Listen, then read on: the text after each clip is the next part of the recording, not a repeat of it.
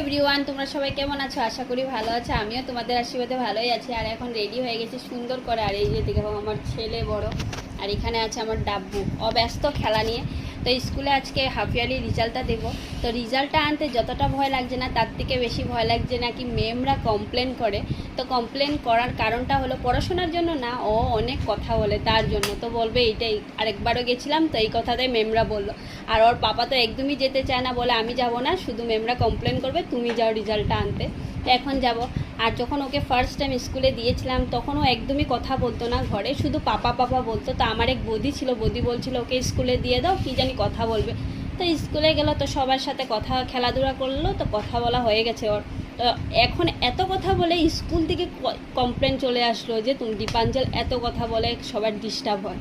তার কি বলবো, কথায় মানে বলছিল না, তার জন্য দিলাম ছোটোতে স্কুল। আর এখন স্কুল থেকে সেটাই কমপ্লেন ঘরে চলে আসলো।